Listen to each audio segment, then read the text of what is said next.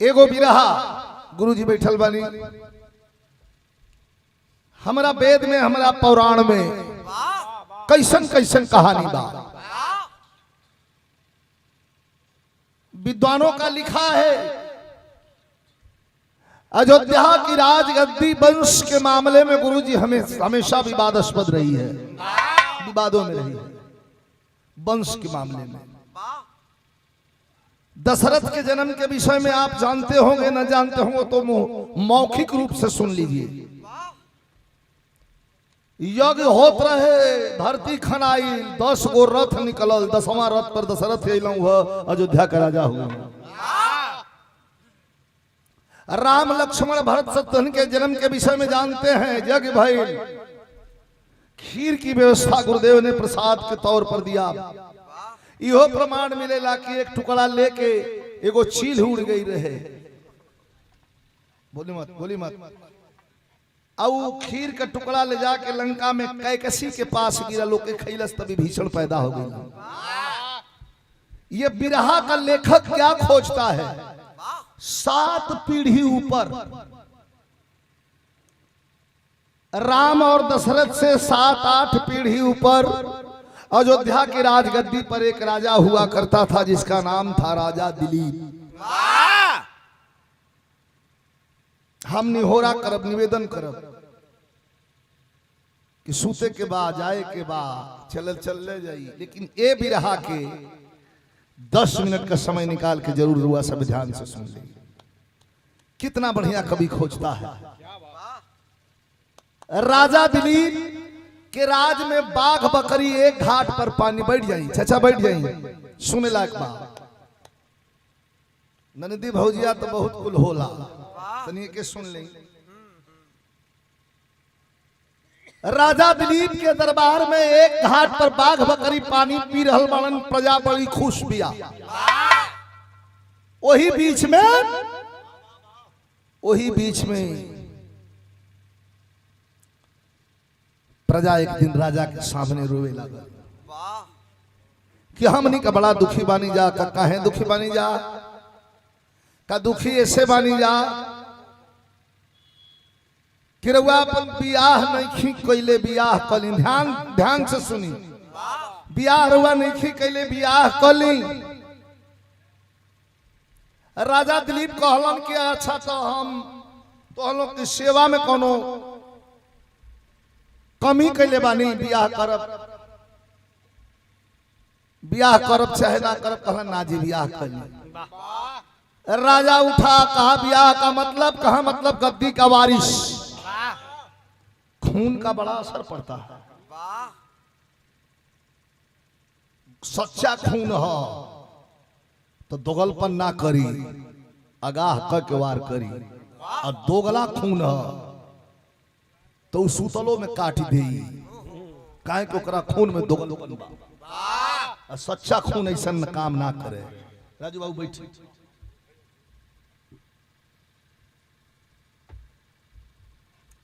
हाँ, अब देखा मजा आई। राजा दिलीप प्रजा की बात सुना गुरुजी, और सेना सजाया, लेकर के चला, और घोर संग्राम हुआ, लड़ाई हुई। पहले का बियाह हो तो यही न होत रहे, लड़का देख के बियाह ना न होखे। पहले का बियाह यही न होखे, लड़ाई होखे, मार काट होखे। लड़का वाला जीत जाओ तो दुल्ही कन्या ले आवे, हार जाओ तो फिर हार गई जा। लड़ के गई ना राजा, 2 गो मेहरारू ले लन, दोनों अद्भुत सुंदर। इंद्र के दरबार की अप्सराएं फेल थी। और संजोग से आप लोगों के लिए राजू बाबू और भगवान महादेव बाबा नागेश्वर नाथ लंका महादेव भी सुन रहे हैं, हमारे गुरु महाराज भी सुन रहे हैं। थोड़ा सा आप लोग पेशेंस 15-20 मिनट बनाइएगा। कहेंगे कि बिरहा है तो है, जरा हर जगह कुल अमोघ शक्ति हमारा, हर जगह ना गाई। कितने लोग हैं ये माने नहीं रखता है, श्रोता कैसे हैं ये माने रखता है। आप सुन रहे हैं, महादेव भी सुन रहे हैं, यहाँ देवी भी बैठी हैं। धन्य है। देखिए इन लोगों को देवी कहा गया है, फलानी देवी फलानी देवी, देवी कहल गई बा, कितना सम्मान बा। मर्द के देवा कहाला, राजू देवा, विजयलाल देवा, ये महेंद्र देवा ना फुर्सत है। देवी, रजनी देवी, क्या क्या बात है। श्रीमती रजनी देवी लिखल है ना। अच्छा क्या बात है। माई के कपार पर चढ़ जाएंगे हाथ, ऐसा हम वो बनावटी है, शूटिंग का है। हाँ एक्टर भाई, एक्टिंग के लिए थोड़ा सा बनावटी ब्याह हो जाता है। अभी एक कुमारी है, बलिराम भैया एकदम तल्ले में बैठा, संत आदमी हॉल में बैठा है नेटा। एक जने कहते इतना क्रिया धरौला ना ना, यही से कहा जा जबरा चोर से में गाव। ए भैया कब के कर समय में कब के कर बिगड़ जाइए कर कोनो ठीक नहीं थे। ई जमाना बा, अन्न बा, पानी बा, भगवान कब कौने रूप में केकर बिगाड़ दिए। हमन तो एक कदम चल जाला, अब बिगड़ल बिगड़ल थोड़े मौसम हो जाला। काहे कि कुछ हमनी का पाप तो होते बा, लेकिन पाप से ज्यादा पुण्य अब हो रहा बा। ऐसे समीकरण बनल बा। राजा दिलीप दूगो मेहरारू ले आइलन, दोनों रंभा से भी सुंदर। साक्षात ब्रह्मलोक से उतर के सरस्वती सितार बजा रहल बाड़ी, दुल्हन की तरह अयोध्या सजा के दी गई है। अब देखी मन हो, राजा जी गलियारा में घूमतानी, मन पूछा था सवाल, बियाह को के लिए नहीं हो, नीक कैली हो कि खराब कैली हो। हर इंसान का हृदय दो भागों में बटा है, एक अलिंद और एक नीलय, एक सकारात्मक है और एक नकर जाता है नहीं। दोनों दिल लड़ने लगे, राजा पसीना पसीना हो गए। एक दिल बार बार राजा से सवाल कर रहा है, कह रहे राजा तुमने अच्छा नहीं किया। दूसरा दिल कह रहा, कह रहे नहीं नहीं, ये गृहस्थ जीवन है, विवाह भी जरूरी है, आपने जो किया है। दोनों दिल लड़ रहे हैं गुरुजी, वहां तीसरा कोई नहीं है। राजा अब उसी नतीजे पर पहुंचा कि जवन दिल हावी हो रहल बा, बाबू बाबू, जवन दिल हावी हो रहल बा, हावी हो गइल कल कि ना ना ना, एकदम गलत बाटे। राजा दोनों रानी को बुलाया और भरी आवाज में कहा, माफ कर देना हमें रानी। दोनों रानी घूंघट में बाड़ी से, दू बजता जी दोपहर, दोनों रानी घूंघट में बाड़ी सो कि काहे के बोलो यहाँ राति का भेंट होबे करी ना, हमरा के क्षमा कर दी। हमरा से बहुत बड़ी गलती भइल बा कि तोहन लोग के बियाह करके लेके अइली हो। अब हम ना रहब, जाता नहीं, हमरा तपस्या करे के बा। कपिल मुनि के आश्रम पर जौन हमरा खानदान का लोग जला देहल गइल बा, वो लोग के तारन तार का उपाय करे के बा। दोनों रानी के आंख में आंसू भर गए, रोने लगी, पैर पकड़ लेती है कि राजा ये क्या कह रहे हैं आप, विवाह से पहले कल क्यों नहीं आपने सोचा। हे राजा बस एक महीना, कुछ दिन रुक जाइए। राउर देहल निशानी हमनी के पेट में जब पले लगी, राजगद्दी का वारिस जब हमनी के कोख में ओद्र में पले लगी तो राजा कलम नहीं हम अब जाए। देखी मन हो जल्दी जोग में, तप में, साधना में, अर्चना में, अभ्यर्थना में, प्रार्थना में रमता नहीं है, लेकिन जब रम जाता है तो कोई माई का से डिगा भी नहीं सकता। ये हमारा चैलेंज है। जल्दी रमता नहीं, और रम गया तो कोई हटा भी नहीं सकता। हम यहाँ खड़ा होते हैं तो बाबा की कृपा है गुरुजी, हम जो नीचे हैं वो नीचे ऊपर नहीं है, मंच से नीचे हम कुछ और हैं। यहाँ जब खड़े होते हैं तो साक्षात झंडा वाली आके बैठ जाती है, वही बोलवाती, वही कहती। दोनों रानी रो रही हैं कि रुकिए, लेकिन कौना भांग रोतारी क्या कहतारी, गोड़ दोनों पकड़ले बाड़ी, राजा खड़ा बाड़न, और राजा का एक ही शब्द निकल रहा है कि ना ना ना ना। हाई मुकुट पकड़ा जा, भाई चाबी लेला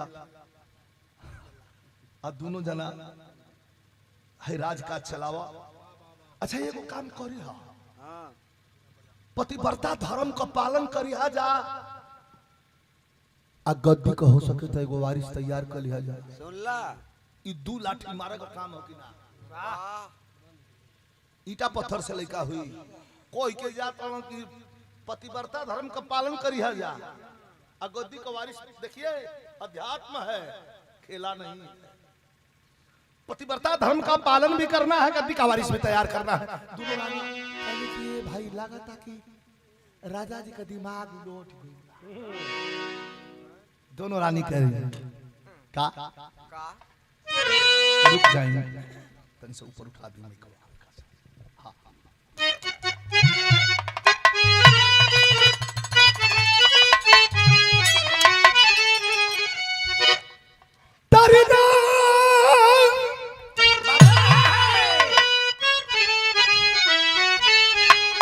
रानी का प्रश्न बा कि कवना काम का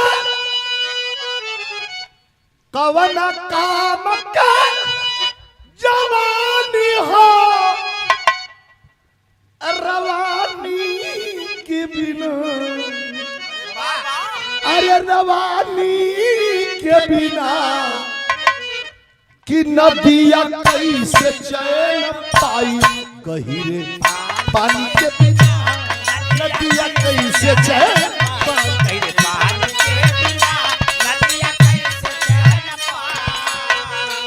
राजा नारी के सिंगार, नारी के सिंगार होला मांग कैसे नुरवा, से नुरवा अरे खेवेली उमरिया देखी के चेहरवा, देखी के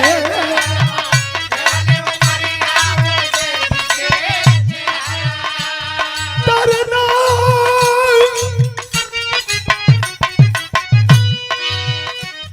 भल ही रही जाइए बरिया, सोना चांदी के बिना हो नदिया कैसे चैन पाई, गहिरे पानी के बिना।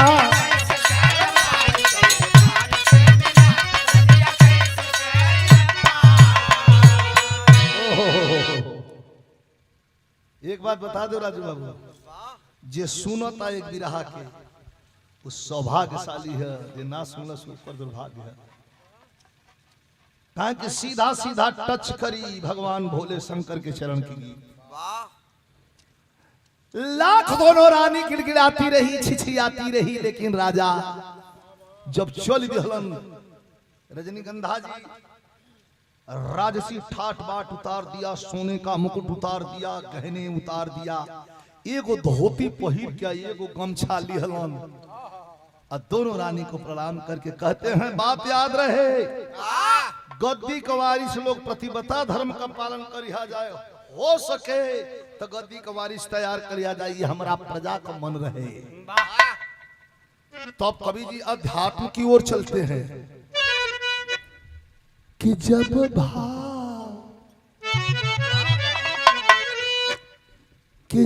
भाव भजन में मन पंछी,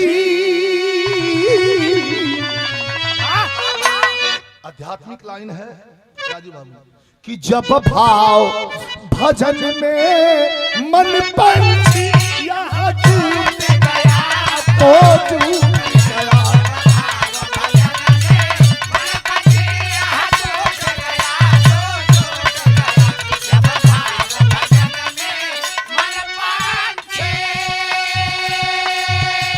राजा तब वीर बधाए,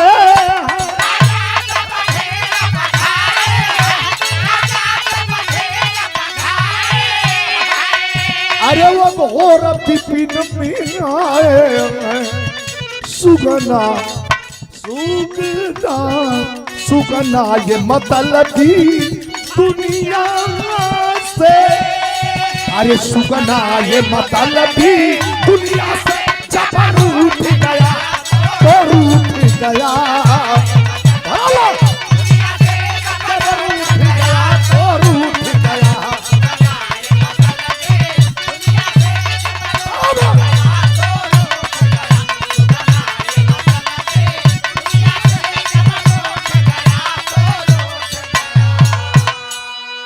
राजा तो धीर बंधाए हैं, हजारों हजार रुपए का पुरस्कार इस आध्यात्मिक भाव पर। जब भाव भजन में मन पंछी यह जूट गया तो जूट गया, और सुगना ये मतलबी दुनिया से जब रूठ गया तो रूठ गया। राजा जाए लगल, आ दोनों रानी ओहो दोनों रानी कन्या के रूप में बाड़ी लोग घूंघट में से ताक रहल बाड़ी। एक बार वहां के ताक दीती घूम के, लेकिन वो का करता कौन उनका के तो मन में बैराग जाग गइल बा ना। खानदान को भैया बोले मत, खानदान को तृप्त करना है। दूर तक राजा जाता नहीं, दोनों रानी खदब। यहां तनी लाइन देखी, पति पत्नी के बीच का सौंदर्य। राजा जा रहल बाड़न, दोनों रानी खड़ी बाड़ी। ये बड़ी पुरानी तर्ज बा। कैसे?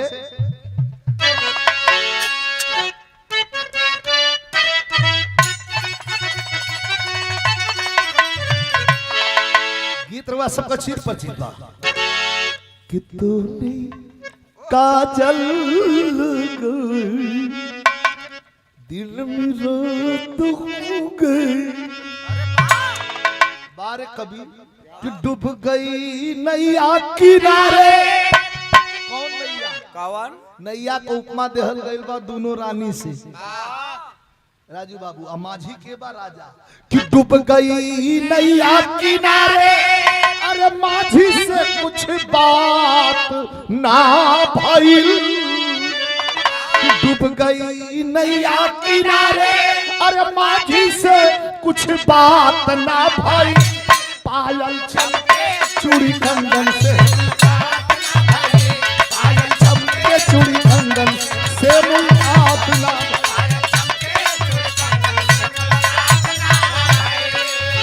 एगो लाइन हमारा कवि जी लिखले रही, जमाने की दीवार सदा टूटती है मोहब्बत के मदहोश पानी के आगे। जवानी न होती है बस में किसी के, खुदा भी झुका है जवानी के आगे। भले रोक ले कोई दरिया का पानी,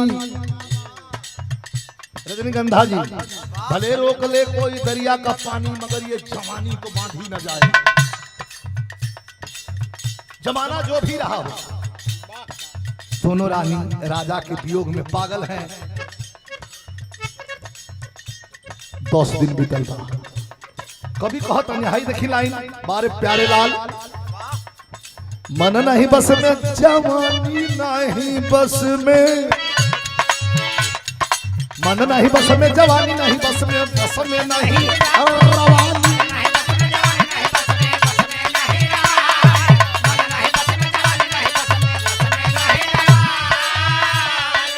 चल गए खानदान का तारा, दोनों रानी की हालत अयोध्या में।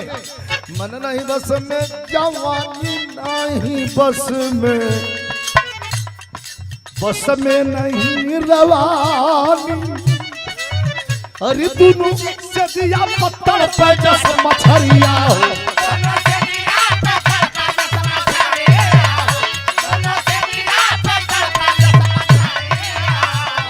रजनीगंधा जी अरे क्या पी रहे हो? किसी संत ने कहा क्या पी रहे हो? शराबी ने कहा कि नशे के लिए पी रहा हूं। कहीं ये तो जो पी रहे हो इसका नशा तो फिलहाल उतर जाएगा, लेकिन हम जो तुमको पिला रहे हैं राम नाम की शराब, पी लो, जिंदगी भर उतरेगी ही नहीं, चढ़ी की चढ़ी रहेगी। मन नहीं बस में जवानी नहीं बस में नहीं रवानी। अरे दोनों से दिया पत्थर बरस मछरिया हो।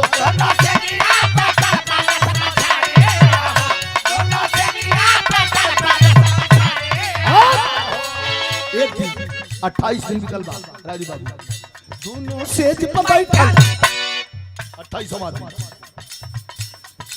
दोनों सेज पर बैठल दोनों सेज पर बैठल सोचली कुछ रात हो गई। अरे दोनों सेज पर बैठल सोचली कुछ रात हो गई। पायल छमके चुनन से मुलाकात न भई।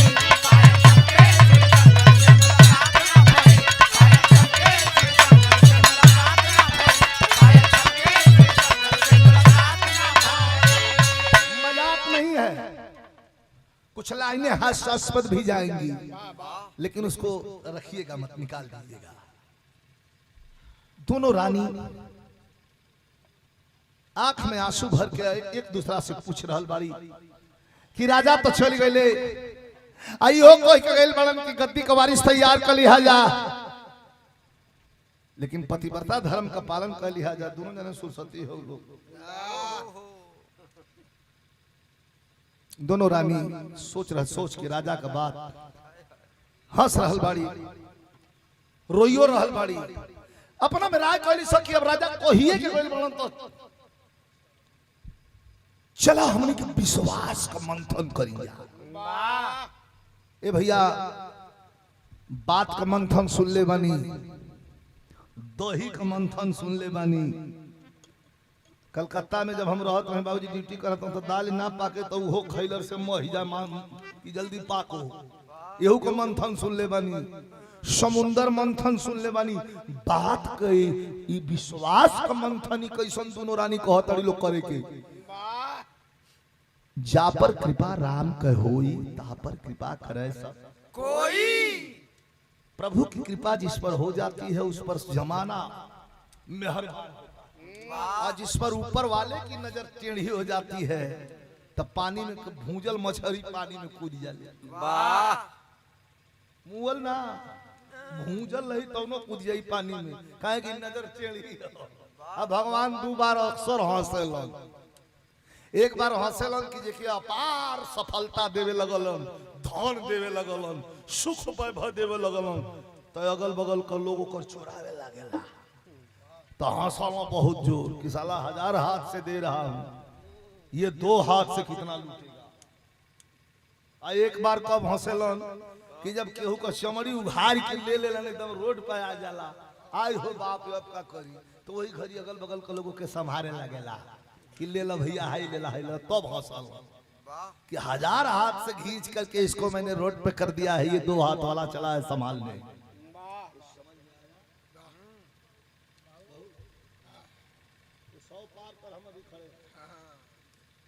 भाव बड़ा बढ़िया। क्या दोनों रानी कहते हैं, एक आखर बात भइल है कि बस बायक करके चल जाऊं।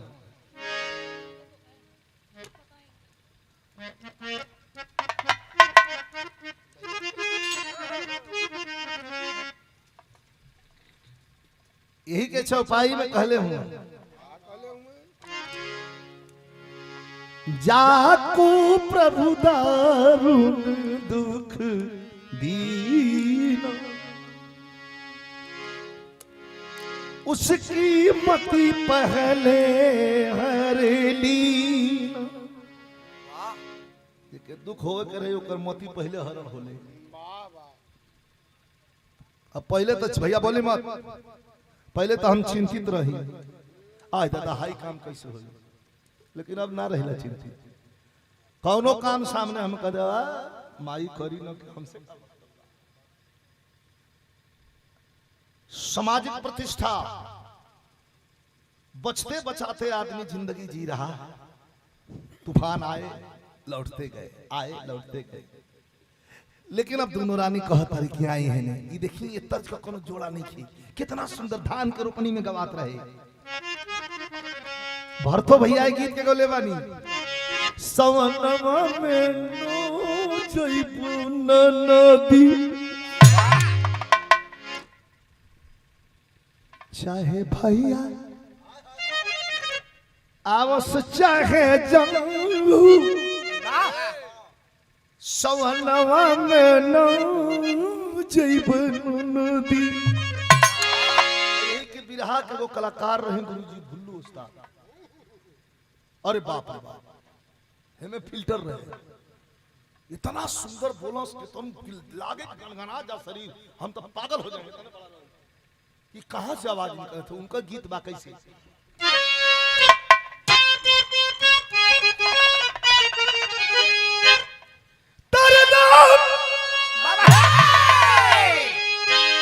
साहस गईली हटे जा